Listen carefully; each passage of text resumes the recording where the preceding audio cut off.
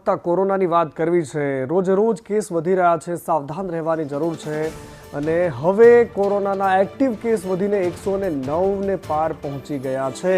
83થી વધીને 109 થઈ ચૂક્યા છે। 89 કેસ એકલા અમદાવાદમાં છે। અમદાવાદમાં 24 કલાકમાં 17 નવા કેસ આવ્યા છે। આ વખતનો કોરોના થોડો અલગ છે અને આ તમામ કેસ એમાંથી મોટાભાગના કેસ ઓમિક્રોન વેરિયન્ટના છે। નવા વેરિયન્ટ LF7ની પણ ગુજરાતમાં એન્ટ્રી થઈ ચૂકી છે, જેમાં બિહાર અને ગુજરાતનો સમાવેશ થાય છે। સાવધાની રાખવાની જરૂર છે।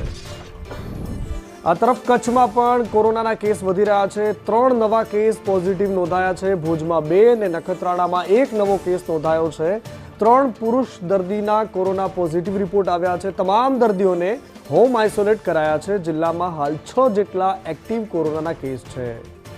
હવે વાત ભાવનગરની કરવી છે। ભાવનગરમાં પણ વધારે 2 નવા કેસ નોંધાયા છે। એક પુરુષ અને એક મહિલાને કોરોના સંક્રમણ મળ્યું છે। કોરોના પોઝિટિવ દર્દીઓ હાલ હોમ આઇસોલેટ કરાયા છે। હાલ શહેરના કોરોનાના 4 ટોટલ એક્ટિવ કેસ છે। ગુજરાતના મોટાભાગના શહેરોમાં એક પછી એક કોરોનાના કેસ સામે આવી રહ્યા છે। સાવધાની રાખવાની જરૂર છે। આ તરફ રાજ્યના પાટનગર ગાંધીનગરમાં પણ 2 કેસ નોંધાયા છે। એક પુરુષ અને એક મહિલામાં કોરોના પોઝિટિવ છે। બંને દર્દીઓને અત્યારે હોમ આઇસોલેશનમાં રખાયા છે।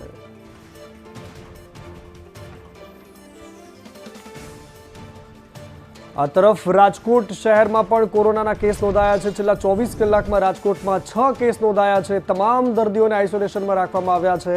અત્યાર સુધીમાં કોરોનાના 11 કેસ રાજકોટ શહેરમાં નોંધાઈ ચૂક્યા છે। એક દર્દી સ્વસ્થ થતા હાલ 10 દર્દીઓ સારવાર હેઠળ છે। રાજકોટની આ સ્થિતિ છે।